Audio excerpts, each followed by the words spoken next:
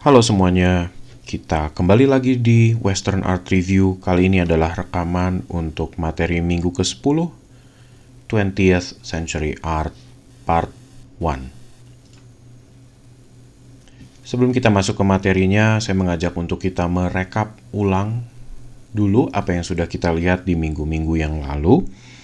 Kita sudah di minggu ke-8 melihat ada gerakan seperti realisme, terus ada simbolisme, yang sebelumnya bahkan dimulai juga dengan gerakan romantik ya. Nah, romantik ini yang mulai mencetuskan pertama kali keinginan untuk mengambil sketsa dari alam di luar dari studio indoor itu sendiri. Dan nantinya akan diteruskan lebih lanjut dengan gerakan-gerakan seperti naturalisme Barbizon gitu ya, dengan realisme. Nah, dan sesudahnya kita bisa melihat juga ada gerakan seperti post impresionisme dan impresionisme itu sendiri. Nah, sejak romantik itu sudah gaya seni yang bisa dibilang sebagai termasuk ke golongan modern ya sebetulnya, karena mereka mencoba untuk terus bereksperimen dengan gaya-gaya visual dan cara berpikir bagaimana merepresentasikan kenyataan lewat apa yang mereka bisa lihat dengan mata kepala dari si seniman itu sendiri. Nah, setelah abad ke-19 itu kira-kira semangat modernisme terus muncul. Nah, ini kira-kira poin pertama dari rekap yang kita mau coba untuk garis bawahi. Jadi, sejak saat itu istilah karya seni modern sebagai genre atau sebagai kategori itu dikenal ya. Jadi tentunya beda dengan istilah definisi modern yang biasanya dipakai secara bebas di percakapan sehari-hari. Karena kalau di seni ketika dibilang modern, maka yang terjadi adalah gaya-gaya seperti tadi yang sudah kita sebut ya. Sedangkan seni yang di zaman sekarang tentunya sudah tidak bisa lagi dibilang modern sebetulnya. Ketika kita sebut modern tentunya dia kembali lagi ke masa lalu, termasuk nanti kita juga bisa bicara tentang abstraksi ya, yang nanti akan disebut sedikit di sini. Poin kedua adalah para penggemar seninya atau audiensnya sudah mulai bisa menghargai atau sudah mulai bisa menerima apa yang si seniman itu coba buat secara visual dan dia tuangkan ke dalam kanvas. Jadi sebelumnya mungkin audiensnya itu masih mencoba untuk mengikuti bentuk-bentuk yang sangat-sangat realistis gitu ya. Tapi kan kalau kita lihat seperti pada periode simbolisme gitu ya, itu karya seninya sudah mulai relatif ada lukisan tertentu yang udah tidak make sense gitu ya. Jadi udah bukan lagi gambaran-gambaran dari kehidupan sehari-hari gitu ya, sudah tidak bisa dibilang begitu lagi. Tapi toh eksplorasi dari visual juga sebetulnya seperti apa yang dilakukan Van Gogh gitu ya, apa yang dilakukan sama kaum impresionis itu sebetulnya nggak mencoba untuk merepresentasikan kenyataan semirip mungkin gitu ya. Jadi prinsip itu sudah dilewatin sebetulnya sama mereka. Justru mereka mencoba untuk memperjuangkan gimana seniman itu bisa menuangkan apa yang ada di dalam hati dan pikiran mereka ke kanvas gitu. Nah, hal itu juga masih terjadi sampai bahan bahasan kita kali ini. Nah, apa yang bakal kita bahas di sini adalah pertama ada Fauvism. Nah, ini kalau diartikan di dalam bahasa Indonesia nanti sering disebutnya sebagai the beast atau binatang buas gitu ya. Terus ada German Expressionism. Terus nanti ada Kubisme dan di part pertama ini kita bakal akhiri dengan Futurisme. Kira-kira begitu. Oke, nah kembali ke yang awal tadi. Jadi kalau kita masih bicara tentang modern art, maka ya tentunya gerakan-gerakan ini, Fauvisme salah satunya juga masih disebut sebagai modern art ya. Karena tadi eksperimentasi. Nah, kalau seandainya kita bicara tentang Fauvisme di trayektori perkembangan seni barat gitu ya. Sebetulnya Fauvism itu bicara tentang eksperimentasi warna gitu. Nah, Van Gogh udah melakukan ini sebelumnya tentunya gitu ya, lewat eksperimentasi warna. Tapi mereka terus mencoba untuk melakukan pengembangan di atas itu. Terutama pilihan-pilihan warna. Karena kalau kita coba lihat, Van Gogh itu kan dia membuat warna-warna tuh sedikit lebih menyala dari aslinya, tapi dia tidak mencoba untuk pergi terlalu jauh gitu. Maksud saya gini, kalau seandainya Van Gogh melukiskan langit malam itu warnanya biru tua, mungkin akan menjadi aneh gitu ya, karena pendar cahaya yang dari bulan itu tidak cukup untuk membuat warna biru tua. Kalau kita melihat langit dengan mata kita langsung gitu ya, dengan mata telanjang. Tapi yang terjadi adalah Van Gogh mencoba untuk menuangkan perasaan dia terhadap langit itu, makanya kenapa dia pilih menjadi biru tua gitu ya. Nah, kalau di Fauvism yang bakal kita bahas hari ini, kalian bayangkan misalnya langit yang berwarna ungu atau berwarna hijau gitu kan, itu udah lewat dari batasan kenyataannya sendiri gitu. Cuman dia menjadi sah karena seniman-seniman pada periode sebelumnya juga sudah mulai mencoba untuk menuangkan rasa itu gitu kan ke dalam pilihan-pilihan warna yang mereka ambil ya. Jadi sebetulnya oke-oke saja gitu. Nah, dari situ kita bisa lihat bagaimana definisi yang kita pakai gitu ya di kaum awam hari ini. Kalau kalian coba survei di luar sana, mereka akan banyak bilang bahwa seni itu ekspresi katanya gitu kan ya. Nah, artinya si seniman itu boleh berekspresi sebebas mereka gitu kan, sesuai dengan apa yang mereka mau, sesuai dengan kehendak hati mereka gitu. Nah, teori ini sebetulnya asalnya yang dipegang sama orang awam kebanyakan di luar sana adalah teorinya R.G. Collingwood sebetulnya. Nah, ini salah satu pemikir dari Inggris ya, dan dia berpendapat bahwa satu, art itu bukan craft. Jadi art itu bukan sebuah kerajinan ya. Di sini makanya kenapa bahasannya dari sejak Renaissance saya udah mencoba bilang bahwa craft dan seni itu terpisah. Karena seniman punya kemampuan untuk mengekspresikan diri sendiri gitu. Nah, bahkan Collingwood di poin kedua yang ada di halaman ini, bahkan juga saya sudah menekankan lagi bahwa seni itu sebetulnya ekspresi emosi. Dan kebanyakan menurut dia gitu, menurut Collingwood, bahwa seni itu tidak bisa dicoba untuk dipikirkan sebelumnya gitu. Makanya di sini ditulis preconceive kan, preconceived rationality gitu. Karena mereka harus mencoba melukiskan apa yang mereka sedang rasakan gitu. Begitu satu seni itu coba dirasionalisasi atau dipikir gitu ya, di planning sebelumnya gitu ya, seperti seolah-olah kalian punya skenario dan kalian mencoba untuk ngelakuin itu gitu tanpa betul-betul mengikuti perasaan. Menurut dia, menurut Collingwood, seninya menjadi tidak genuine atau tidak tidak terasa jujur gitu ya dikeluarkan. Jadi orang yang misalnya pura-pura marah atau pura-pura sendu atau pura-pura sedih itu bakal kerasa kalau menurut dia gitu ya. Nah, disinilah makanya kenapa kejujuran emosi itu menjadi penting gitu di periode ini menurut Collingwood ya. Nah, ini teori yang salah satu teori dasar yang bisa kalian pegang kira-kira. Nah, terus poin ketiga juga dia bilang bahwa seniman itu harus aware atau tahu ya, sadar ya dengan keadaan emosi mereka sendiri gitu.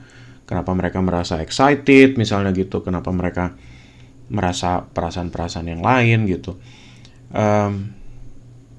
Jadi harus punya kepekaan ekstra atau lebih gitu di atas itu ya. Jadi seniman itu selain pemikir juga perasa gitu kan. Tuntutannya sebetulnya jadi terlalu banyak gitu di sini. Oke.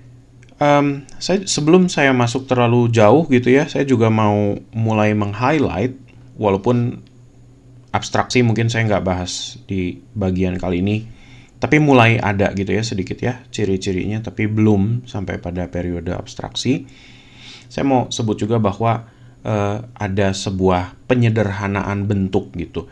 Jadi kalau kita lihat dari diagram skema yang saya taruh di sebelah kanan ini, kalau misalnya kita mau menggambarkan jantung yang secara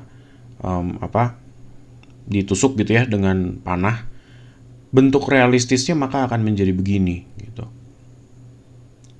Tapi begitu kita masuk ke dalam sistem desain gitu ya, kalau kalian belajar semiotika dari mata kuliah lain, itu ada yang disebut dengan simbol gitu, ada yang disebut dengan indeks gitu ya.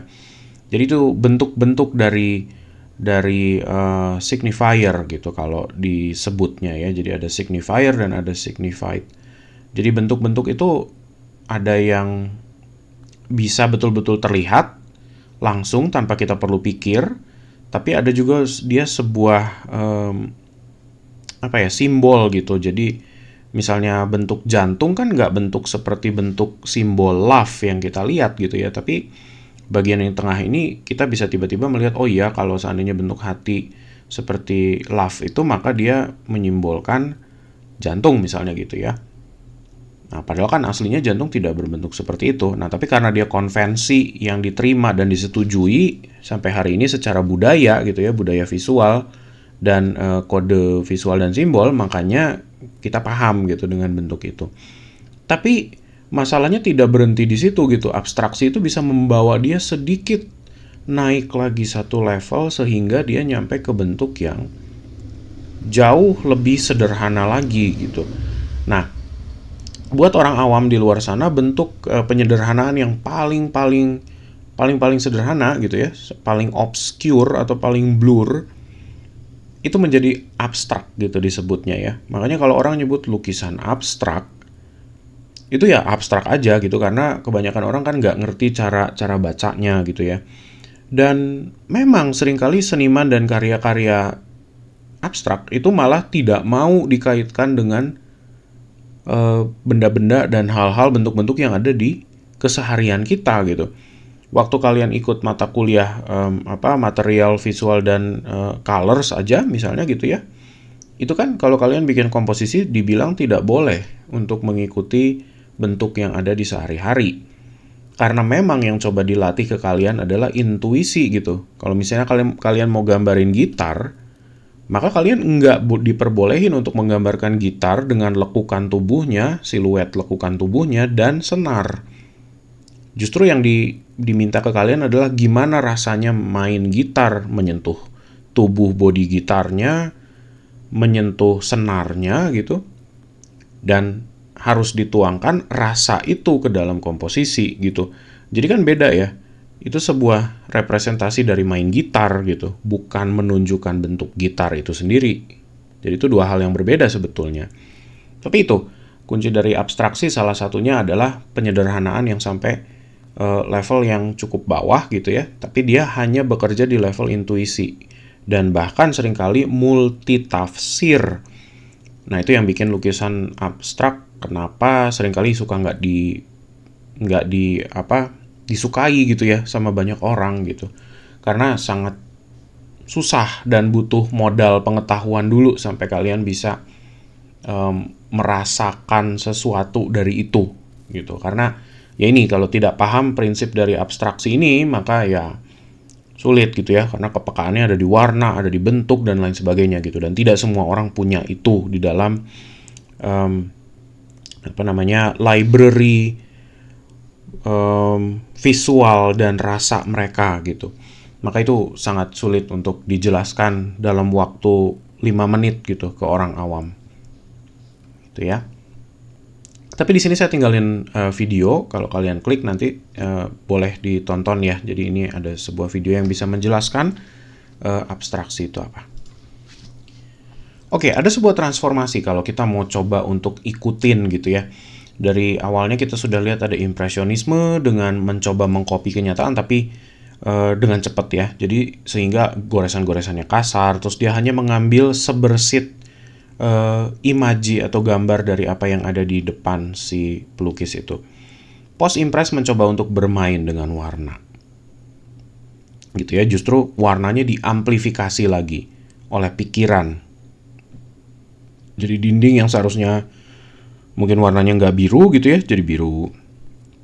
lantai yang sebetulnya cuma warnanya kayu, tapi gara-gara ada bayangan-bayangan tertentu, maka dia kelihatan menjadi agak kehijauan misalnya gitu ya. Ini karyanya Van Gogh yang ada di tengah ya. Terus ekspresionisme itu bahkan mengekspresikan atau mencoba mencari gambaran-gambaran yang bahkan sebetulnya tidak kelihatan di kasat mata gitu ya. Kadang-kadang gambaran-gambaran ini hanya ada di pikiran si senimannya itu gitu. Makanya kadang-kadang bisa jadi muka-mukanya aneh gitu ya. Itu sangat-sangat mungkin terjadi gara-gara memang tendensi demikian. Tapi bisa juga dia melihat satu orang terus dilebih-lebihkan bentuk mukanya gitu ya, terus digambarkan atau dilukiskan di dalam kanvas gitu. Nah, itu juga mungkin. Oke, coba kita lihat sekarang bagaimana perjalanannya dari transisinya dari komposisi menuju ke bentuk-bentuk yang abstrak gitu ya. Jadi kalau kita kembali ke lukisan misalnya periode Renaissance atau Barok gitu ya, yang turunan-turunan masih turunan seni akademis gitu ya, jadi turunan Yunani Romawi itu. Sebetulnya figur-figur yang mereka taruh di dalam satu bidang itu sudah bisa dibagi-bagi menjadi sebuah komposisi gitu ya. Jadi contohnya kalau kalian lihat di gambar yang sebelah kiri, itu kan setiap orangnya bisa saya kotak-kotakan tuh. Nah, bayangin sekarang misalnya lukisan yang tersisa adalah bentuk-bentuk kotak-kotak biru ini. Kita bayangkan semua pohonnya, orangnya, batunya, dan segala macam di belakang itu hilang. Maka dia murni menjadi sebuah komposisi kotak gitu kan. Jadi ada 4 kotak di situ misalnya. Maka ya itulah komposisinya gitu. Dan dia menjadi seni abstrak kan sebetulnya juga gitu. Gara-gara orang-orangnya kita hilangkan. Nah, di sini mungkin kalian udah mulai bisa lihat bahwa oh iya ternyata memang seperti bentuk penyederhanaan ya. Cuman mereka bermain dengan ini penyederhanaan dari penguasaan bidang gitu, dari sebuah lahan. Nah, itu yang terjadi ya. Begitu mereka beralih ke romantik, itu juga sebetulnya menjadi abstrak. Coba kalau kalian lihat lukisannya Turner di kanan bawah, ada satu garis yang misalnya bentukan dari cerobong asap ini. Terus udah gitu di sini ada lagi juga sebuah goresan yang bayangan gitu ya. Dari sini terus terang-terang dan kualitas-kualitas goresan-goresan Turner nih yang di sebelah kanan ke kanan bawah misalnya. Terus ada gaya dorong juga seperti seolah-olah berpusar nih kalau kalian bayangkan ya. Ini ada gaya yang seperti kayaknya menarik ke tengah gitu, seperti pusaran. Entah angin topan atau apa gitu kalau saya mau coba ilustrasikan dengan sebuah rasa gitu ya. Ini juga sebetulnya menjadi kalau kita mau berargumen gitu ya, boleh kita bilang abstrak karena kalau sekilas kita lihat begini tanpa kita tahu judul, kita nggak tahu ini apa. Saking abstraknya dia gitu kan, goresan-goresannya kasar, kita cuma bisa menebak-nebak gitu seolah-olah oh iya itu apa ya, mirip kapal ya gitu. Ya memang sih dia mencoba menggambarkan kapal gitu. Tapi buat orang yang tidak melihat judul sama sekali mungkin akan kesulitan gitu ya untuk mendeteksi itu apa sih sebetulnya yang digambarkan. Maka dia mengarah juga ke abstrak. Oke, setelah dari romantik kita bisa melihat ada Seurat dengan pointillismenya gitu ya.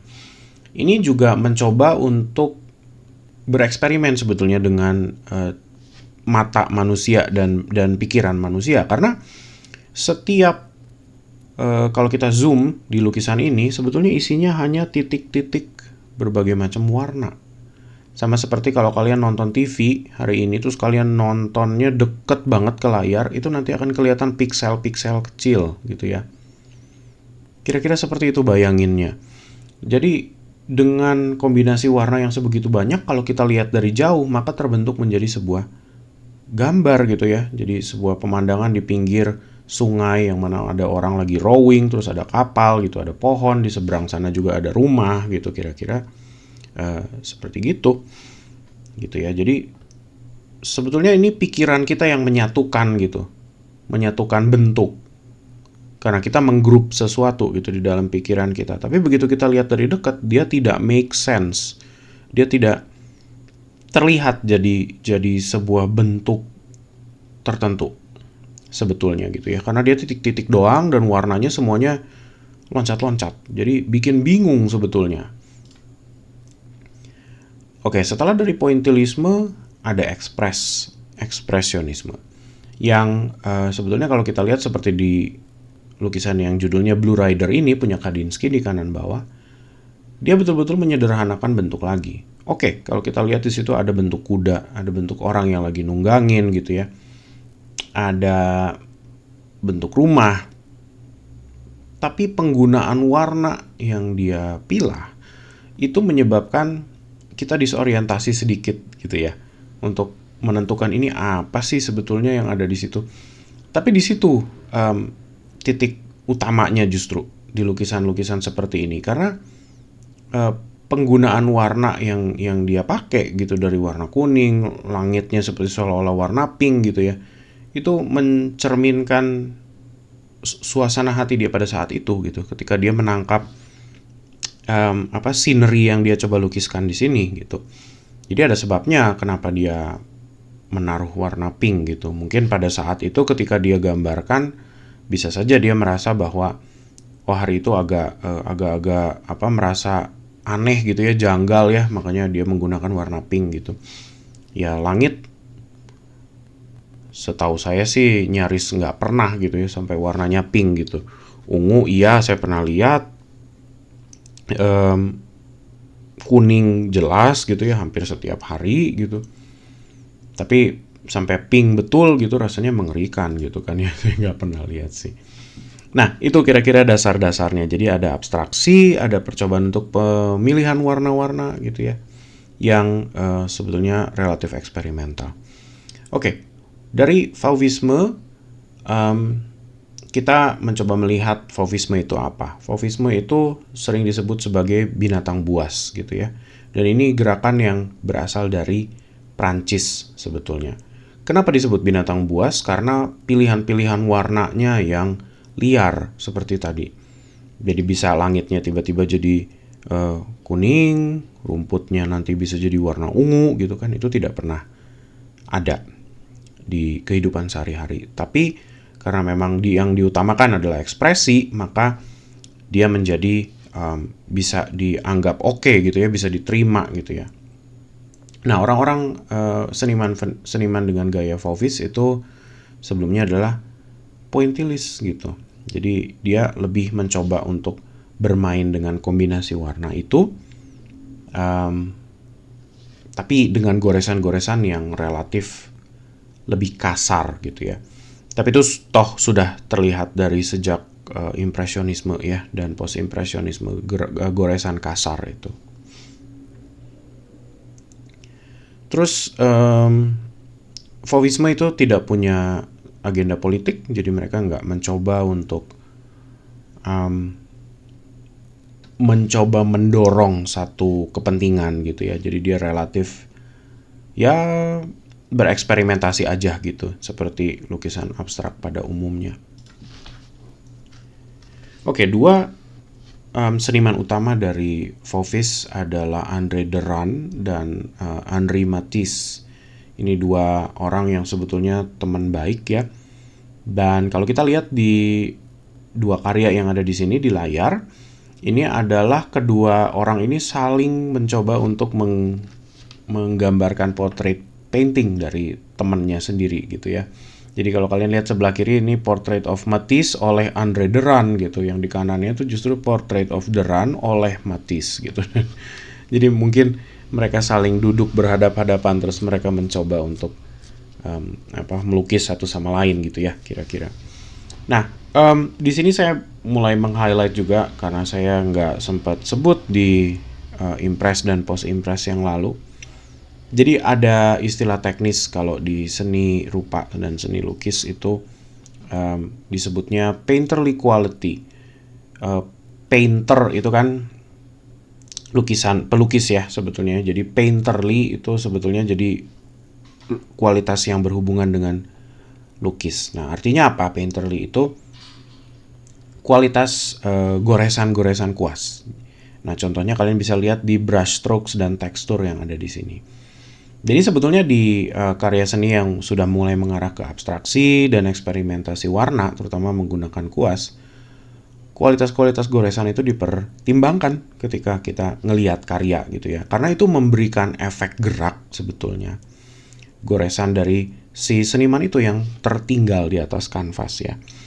Jadi kalau seandainya dia lagi marah gitu, bayangkan ya, goresannya tentunya akan kasar gitu, akan lebih panjang misalkan gitu ya. Jadi satu tarikan, seperti seolah-olah satu tarikan nafas yang panjang gitu kalau dia menggores dari pojok kiri sampai ke pojok kanan atas misalkan gitu.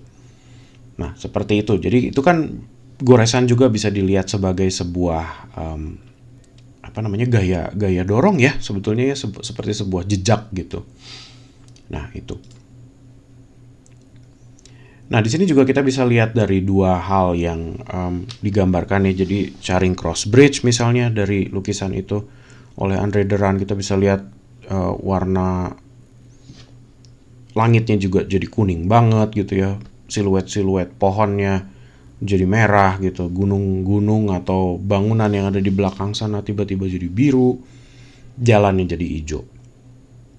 Ini kan sebetulnya ada sebuah perasaan tertentu ya yang muncul dari sini. Ya walaupun saya tidak bisa bilang apa sih gitu, cuman tergantung masing-masing kita mau mengartikan apa gitu.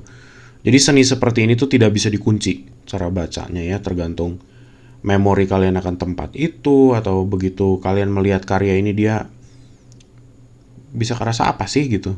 Merasa aneh, merasa surreal, merasa damai gitu. Tergantung dari apa yang kalian artiin dari warna-warna itu. Begitu juga dengan sebelah kanannya di open window gitu ya. Di sini kelihatan sekali painterly quality-nya. Jadi dari balkon yang kita bisa lihat ada tanaman-tanaman yang di tengah itu ya, representasi tanaman itu juga banyak sekali goresan-goresan yang kasar ya di situ. Oke, kita lanjut. Ini juga contoh-contoh lagi ya, jadi silakan nanti diperhatikan lagi, tapi lagi-lagi painterly quality dan permainan dengan warna. Gitu. Salah satu zeitgeist yang bikin karya-karya seni di periode ini juga kembali masuk sebetulnya gitu ya ke mementingkan ekspresi adalah karena manusia mulai kabur dari kenyataan. Kenapa kabur dari kenyataan? Karena dunia tempat mereka hidup itu sebegitu mengerikan. Dalam artian, kalau kalian coba bayangin tahun 1900 menuju ke 1910, menuju ke sebelum 1920 ya, itu terjadi perang dunia pertama. Dan buat mereka yang tinggal di Eropa terutama, itu cukup mengerikan. Karena ketegangannya gitu ya, ketegangannya, ekonominya rusak dan lain sebagainya. Begitu banyak orang yang mati gitu, yang kena gas sarin misalnya. Terus tentara-tentara juga kita bisa lihat banyak yang pakai topeng gas itu ya, supaya untuk melindungi. Itu salah satu pemandangan yang sering terlihat tuh kalau kalian entah main game atau nonton film yang temanya Perang Dunia Pertama. Itu salah satu gas yang dianggap paling berbahaya dan bahkan sebetulnya ilegal untuk dipakai perang ya. Nggak boleh sebetulnya.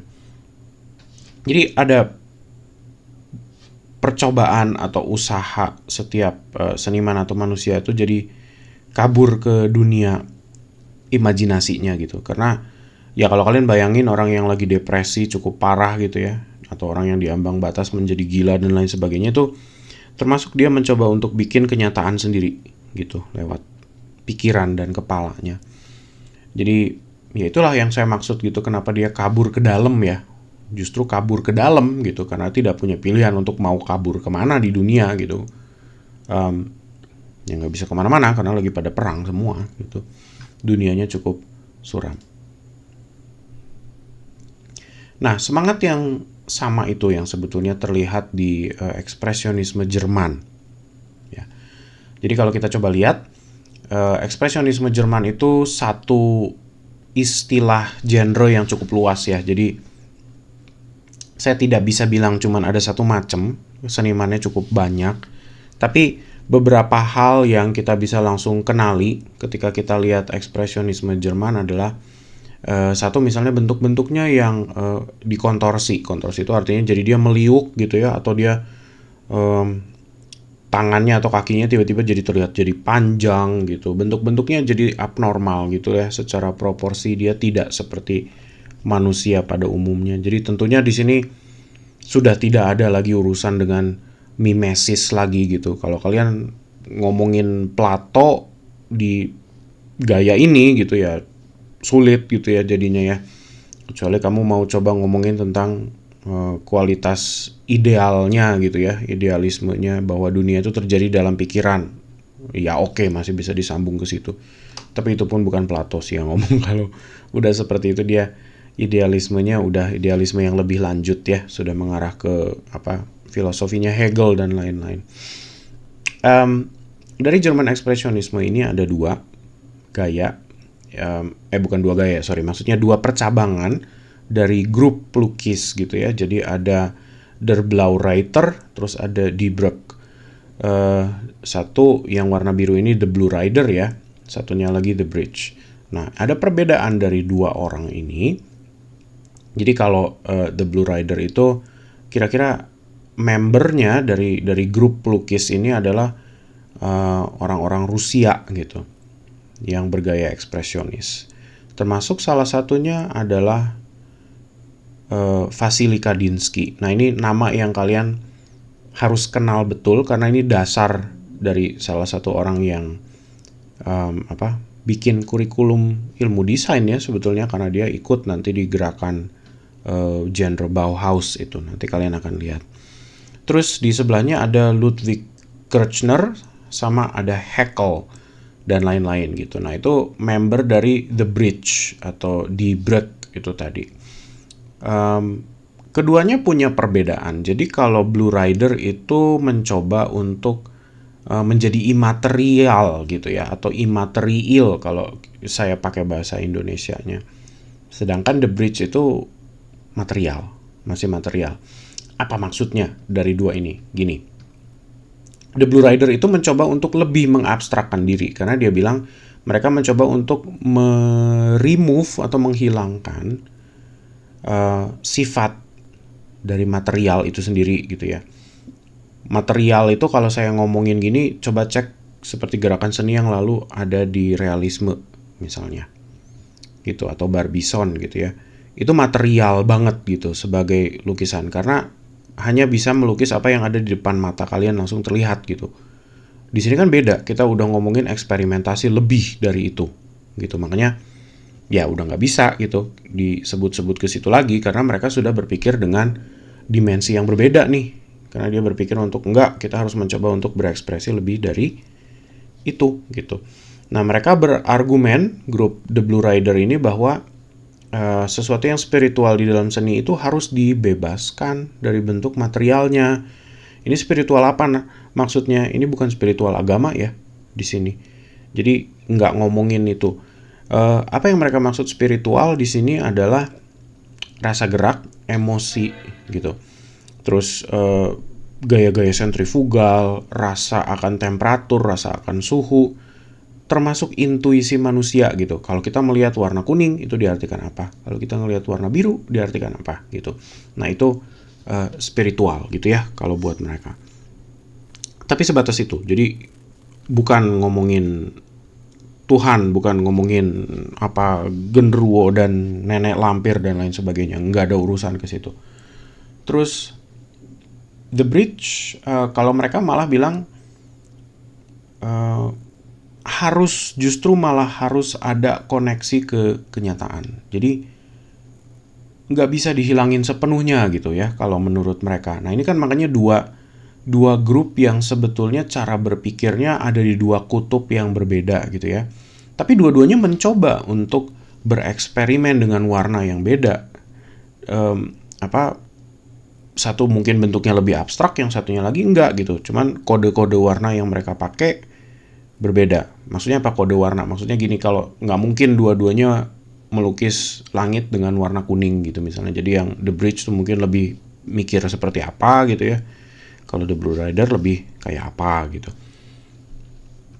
Nah, dasarnya dari The Bridge adalah lukisan-lukisan dari Paul Gauguin gitu. Nah, Gauguin kita udah melihat ya di waktu saya sempat nyentuh simbolisme di 2 minggu yang lalu gitu.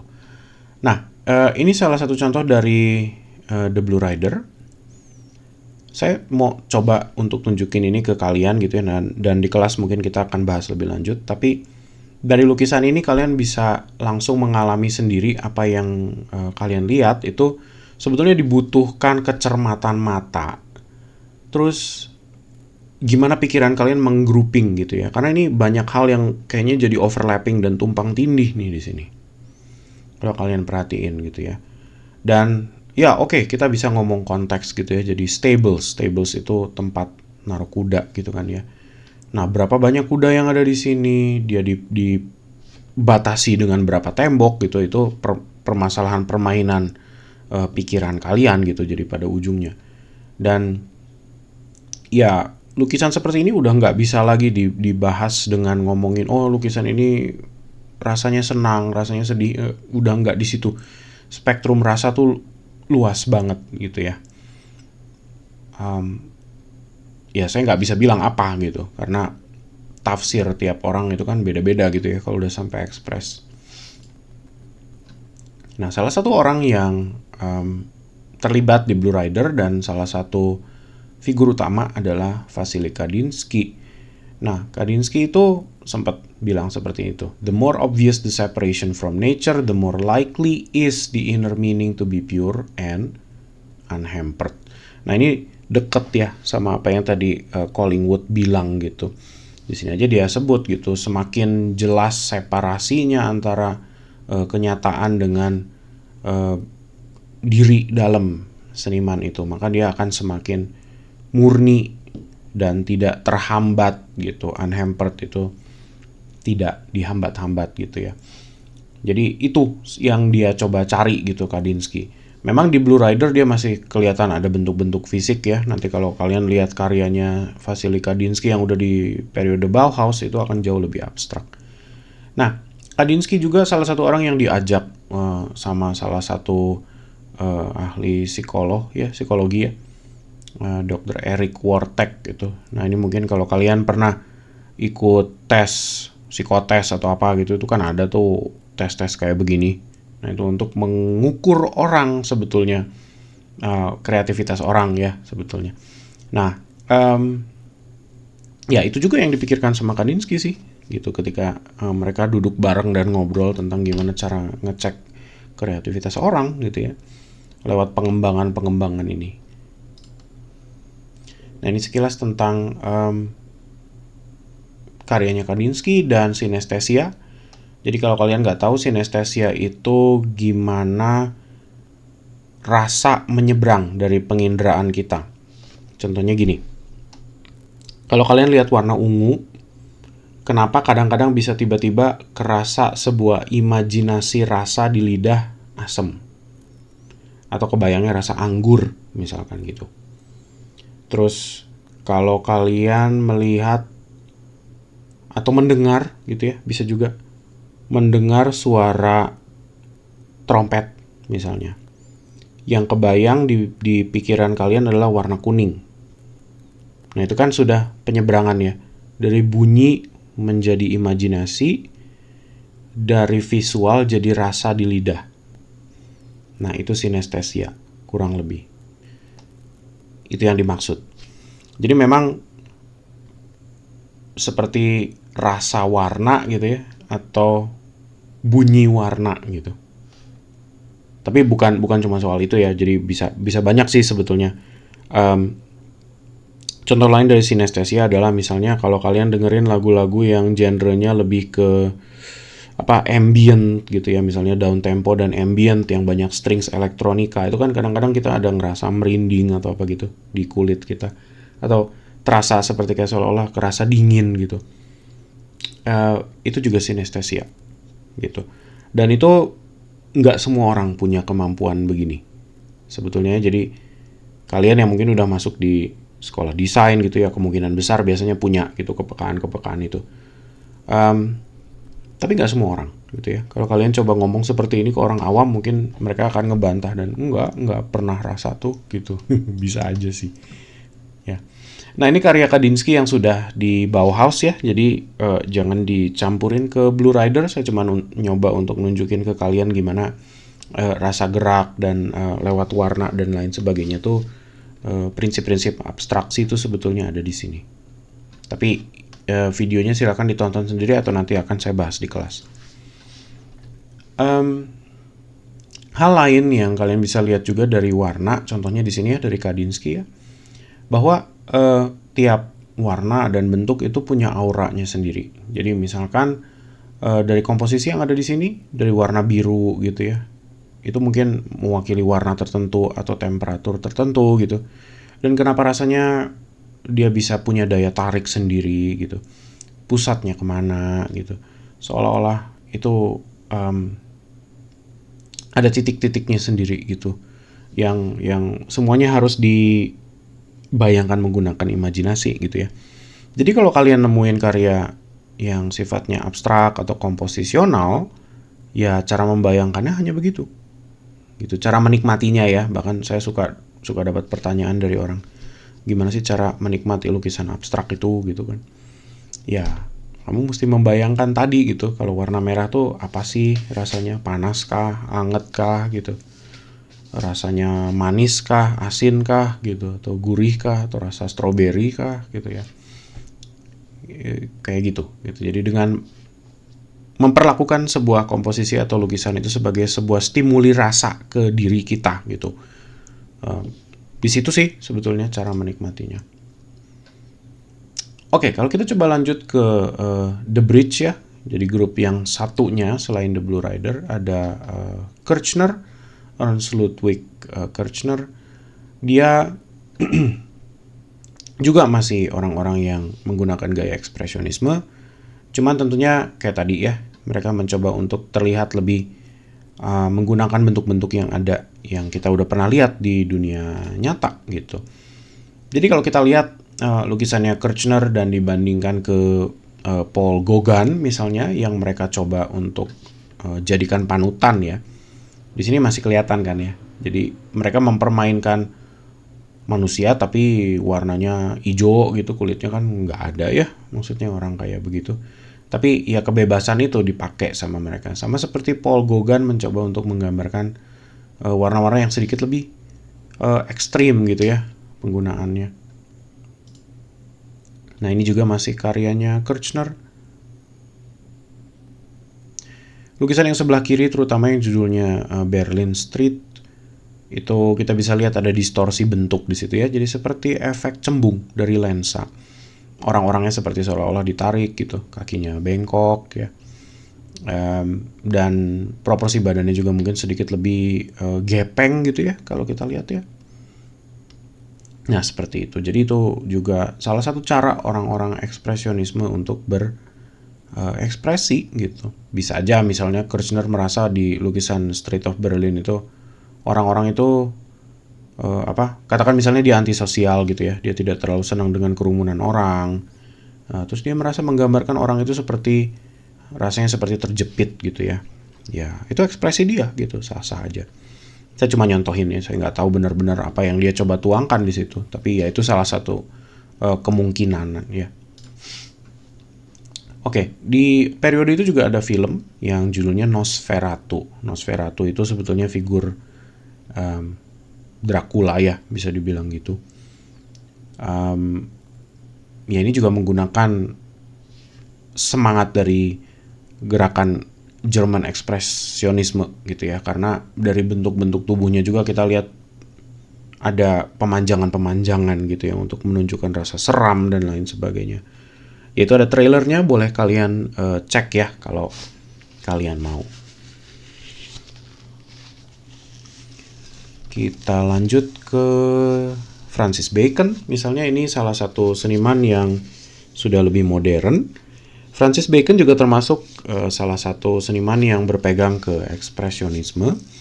Dia tipe seniman yang senang banget mengabadikan ekspresi muka ya.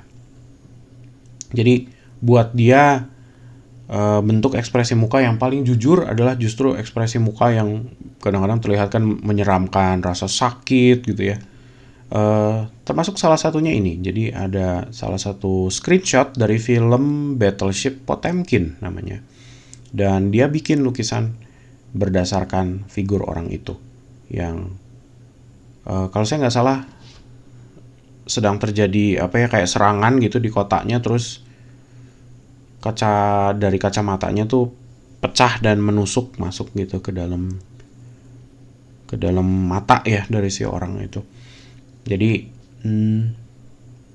dia seneng gitu dengan rasa-rasa sakit yang itu kan emosi mentah gitu ya yang muncul dari orang ketika orang sedang marah atau sedang sakit, sedang panik gitu. Itu emosi yang kayak, kenapa saya bilang mentah, karena tidak bisa ditahan gitu ya. Dia akan pasti keluar dengan deras tanpa ada inhibitor atau penahan sama sekali. Francis Bacon juga seringkali menggambarkan orang dengan melihat gitu, semacam mencoba menuangkan karakter jujur dari si orang itu. Jadi misalnya Pope Innocent ke-10 gitu ya. Kita udah pernah lihat lukisan ini dari Diego Velázquez. Saya udah pernah bahas Diego Velázquez waktu di Age of Enlightenment. Itu kira-kira di periode sedikit lewat dari barok ya kira-kira. Francis Bacon mencoba untuk melukiskan figur yang sama tapi dengan ekspresi yang menyeramkan gitu. Kita bisa lihat di sebelah kanannya perbandingannya langsung ada sebuah kayak teriakan gitu ya. Terus di sini juga kelihatan jadi seperti ada sebuah ledakan gitu ya dari bawah kursinya, nih langsung semuanya gerakan-gerakan keluar gitu.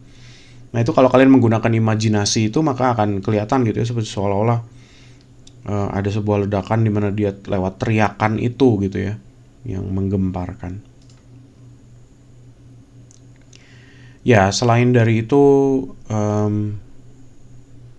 juga bentuk-bentuk daging dan lain sebagainya. Ini kadang-kadang Francis Bacon mencoba untuk menggambarkan karakter orang lewat potongan-potongan itu ya, dari karkas atau bentuk potongan-potongan tubuh hewan gitu ya, yang baru disembelih misalnya.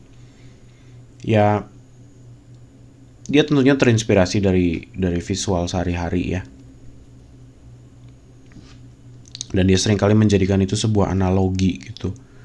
Makanya nggak aneh kalau dia punya sebuah quote gitu, dia bilang, "My painting is not violent, it is life that is violent." Jadi dia mencoba untuk menangkap esensi hidup gitu yang ada di kenyataan sehari-hari dan dia keluarkan ekspresinya dalam lukisan-lukisan dia. Ada seniman lain yang namanya Otto Dix. Ini juga terinspirasi dari banyak korban perang dari Perang Dunia Pertama ya. Jadi kalau kita lihat ada orang yang matanya udah hilang gitu, cacat, rahangnya udah copot, udah nggak punya kaki gitu ya, kira-kira gitu. Dan ini juga termasuk ke ekspresionisme. Egon Schiele di sini kelihatan bagaimana cara dia ekspresi adalah dengan memainkan bentuk-bentuk muka ya, dan tubuh. Nah ini lukisan yang terkenal dari Edvard Munch. Dia salah satu juga seniman terkenal ya dari gerakan ekspresionisme Jerman. Dan yang paling terkenal adalah lukisan dia Scream, itu yang di sebelah kanan. Jadi salah satunya dia mencoba untuk menggambarkan rasa alienasi dan rasa ketakutan gitu lewat warna-warna yang dia pilih dan orang yang juga berteriak gitu di tengah. Selanjutnya ada kubisme. Jadi kita melepaskan diri dulu dari ekspresionisme tadi ya. Kubisme ini yang cukup terkenal sebetulnya senimannya adalah Pablo Picasso. Kenapa kubisme mulai? Sebetulnya kubisme itu dimulai dari stagnansi ya. Jadi kan kita udah lihat dari tadi, semangatnya adalah bereksperimentasi dengan visual ya.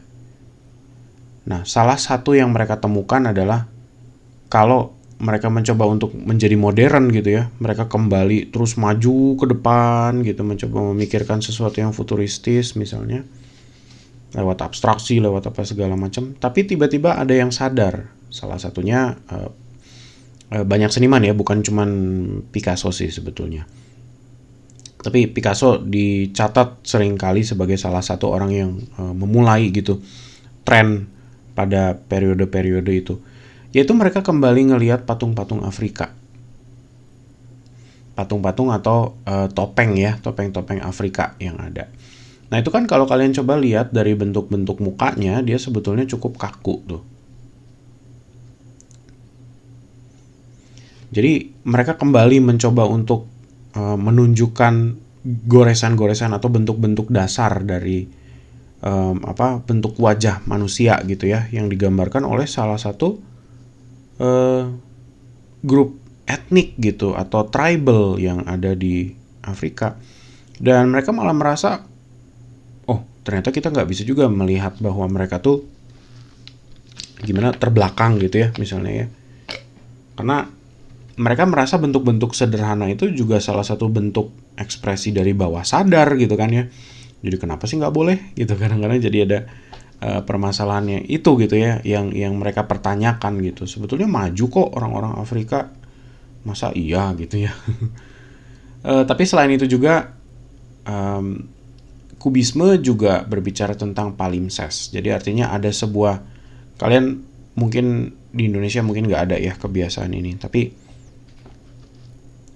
cara menjelaskannya ini tuh seperti satu board untuk kalian taruh iklan gitu ya atau pemberitahuan yang mana dia saling tumpang tindih gitu kan. Lama kelamaan kalau kalian coba perhatiin ini cukup lama, dia akan membentuk gitu sebuah bentuk tiga dimensional kadang-kadang gitu. Dan itu ilusi ya, ilusi dari pikiran kita ya sebetulnya. Seperti itu. Dan saling tumpang tindih dan tindih menindihnya itu sebetulnya seperti seolah-olah ada lapisan makna yang terus ditimpahkan gitu ya. Dari situ sih sebetulnya kubisme itu muncul ide-idenya. Nah makanya kalau kita lihat Picasso waktu dia pertama kali terinspirasi dengan topeng-topeng Afrika tadi, maka muncullah karya yang di sebelah kiri, Les Demoiselles d'Avignon. Ini sebetulnya ya perempuan-perempuan tunasusila lah ya, bisa kita bilang pelacur gitu. Tapi mukanya digambarkan seperti itu sama Picasso. Nah, kalau kita fast forward kira-kira ya kurang lebih 20 tahun ke depan gitu ya. Di 1925 bentukan dari kubisme yang dia bikin sudah tidak lagi seperti yang di tahun 1907. Dia udah terlihat seperti ada perempuan yang main mandolin gitu ya di sini. Dan dia relatif lebih tiga dimensional gitu dalam arsiran, dalam percobaan untuk menggambarkan ruang gitu ya, seperti ada rasa kedalaman tuh di background sana. Terus tiga dimensional gitu jadinya. Ya, selain itu lukisan yang paling terkenal dari Picasso adalah Guernica. Nah, saya sulit untuk menjelaskan satu-satu simbolnya di sini, tapi kalau kalian mau coba tonton, saya tinggalin link ya di bawah. Orang lain yang juga menggunakan kubisme adalah Marcel Duchamp. Nah, Duchamp ini kebetulan juga anggota dari Dadaisme ya. Cuman saya belum bahas Dadaisme hari ini. Jadi nanti pertemuan berikutnya kita bakal lihat Dadaisme seperti apa. Jadi ini satu orang seniman yang nanti dia menggunakan dua gaya gitu ya dalam berkreasi. Terus ada Braque. Ini juga kubisme yang kalian butuh untuk nyoba melihat cukup lama gitu untuk bisa mendeteksi ada apa. Gitu. Nah, terakhir dari bahasan kita hari ini adalah futurisme gitu. Nah, futurisme ini juga satu bentuk abstraksi yang sebetulnya datang dari Italia ya. Jadi mereka berpendapat begini, kalau kita ngelihat lukisan biasa, buat mereka itu membosankan, boring gitu. Terus mereka berpikir, apa yang mereka mesti lakuin? Nah, mereka bilang bahwa rasa gerak itu yang justru menyegarkan dan membuat sebuah lukisan itu punya gaya ini ya, punya gaya gerak, gaya dorong gitu kira-kira. Jadi contohnya kalau kita lihat adalah lukisan yang di sebelah kanan. Kalau kalian lihat ada sebuah kereta yang sebetulnya gaya dorongnya dari kanan ke kiri ya. Jadi ujung depan keretanya di sini. Nah, ini badannya di belakang. Nah, bagian yang ada di bawah ini entah apalah gitu ya. Saya nggak tahu apakah mau disebut sebagai rel, apakah disebut sebagai gua gitu. Nah, ini lagi-lagi permainan perspektif gitu ya. Mau kalian anggap itu sebagai kereta yang melayang atau jalan di atas tembok atau apapun, bebas, nggak ada yang bilang salah. Nah, sense of movement yang dicari itu sebetulnya seperti ini.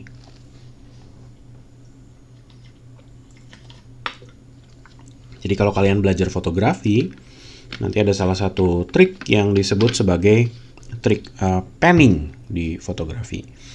Nah, itu yang mereka coba kejar. Maka tidak aneh, misalnya dalam bentuk patung gitu ya, mereka juga mencoba untuk bikin orang-orang yang seolah-olah berpijak sedang bergerak. Terus lukisan anjing yang di sebelah kanan gitu, itu juga gimana buntutnya berkibas gitu, terus kakinya bergerak gitu ya. Itu seperti sebuah pergerakan yang direkam dalam bentuk slow shutter kalau di fotografi. Tapi selain itu juga ada gaya-gaya dorong seperti di lampu ini, atau di sebelah kanannya ada sebuah abstraksi gitu yang juga tumpang tindih. Nah, ini ya. Ini juga sama, mobil yang bergerak ke arah kiri, sepeda yang bergerak gitu ke arah kiri, kurang lebih seperti itu. Nah, sebelum kita tutup, kita mencoba untuk berefleksi. Pertama, experimentation sometimes cause art to revert to its more unleashed form. The classic tradition always try to control this bestial form. Jadi yang saya mau coba bilang di poin pertama ini adalah kadang-kadang eksperimentasi seni, walaupun dia periodenya sudah lebih modern, malah kadang-kadang ya itu lebih menggali dari sisi naluriah kita gitu sebagai manusia. Sedangkan di zaman-zaman klasik dulu malah mereka mencoba untuk mengontrol diri gitu. Makanya kenapa di situ saya pakai istilah bestial form. Jadi rasa-rasa seperti itu malah sebetulnya lebih mentah gitu secara emosi. Karena kalau kita lihat patung Yunani gitu ya, Renaissance gitu, itu semuanya kan kontrol dirinya luar biasa gitu ya. Jadi nggak ada patung yang terbahak-bahak gitu, nggak ada patung yang sambil nangis gitu ya, terseduh-seduh gitu, itu nggak ada. Ya pengecualian pada barok misalkan gitu. Tapi inti utamanya adalah mau itu di klasik, mau itu di Renaissance, mau itu di neoklasik, ada sebuah kontrol diri gitu yang kuat gitu ya. Yang artinya itu kan memaksa manusia menjadi rasional gitu. Tapi di sini kan enggak, malah dibuka justru ya. Poin kedua, trauma dari perang itu menyebabkan pikiran manusia tuh untuk kembali kabur ke dalam menelusuri ruang-ruang pikirannya sendiri. Jadi secara psikologis sebetulnya ya karya-karya seni seperti ini bisa dibaca dari sisi psikologi gitu ya. Teori-teori psikologi itu sangat memungkinkan. Poin ketiga, seni yang kalian lihat di periode ini sebetulnya salah satu cara dari seniman-senimannya untuk mencoba mengeluarkan bentuk paling benernya gitu, atau paling sungguh-sungguhnya gitu dari kenyataan. Karena kalau kita coba lihat kenyataan secara sehari-hari, ya pohon akan tetap begitu gitu kan, rumput akan tetap bergoyang, Tapi gimana dicatatnya gitu, perasaan manusia? Ya tentunya lewat karya seni, cuman bisa lewat itu kan sebetulnya. Mau lewat puisi kayak, mau lewat musik kayak gitu ya, mau lewat lukisan gitu. Bisa. Tapi tetap butuh sesuatu gitu kan supaya supaya kejadian-kejadian di zaman itu bisa tertangkap gitu ya, bisa di capture gitu ya. Nah, jadi dari situlah gimana kenapa seni itu seringkali dijadikan alat ukur dari zeitgeist zamannya. Nah, itulah sebabnya lagi-lagi kenapa saya suka menekankan seniman dan desainer itu butuh tahu apa itu zeitgeist. Karena kalau enggak, ya cukup repot gimana kalian mau merespon zaman gitu ya. Dan bukan soal tren, tapi juga apa sih yang perlu direspon gitu loh dari periode-periode kita saat ini. Itu kan sebetulnya jadi valid gitu ya, karena karya-karya kalian akan jadi terus berkembang karena zamannya juga ikut berubah gitu. Nah, itu kurang lebih apa yang bisa saya bahas dari materi kita hari ini. Berikutnya kita akan lihat gaya-gaya yang lain ya nanti di pertemuan yang akan datang. Nanti ada dadaisme gitu dan lain sebagainya nanti. Nah, di sini mungkin saya cukupkan dulu untuk materi kita yang saat ini. Kita ketemu lagi di rekaman yang berikutnya. Terima kasih.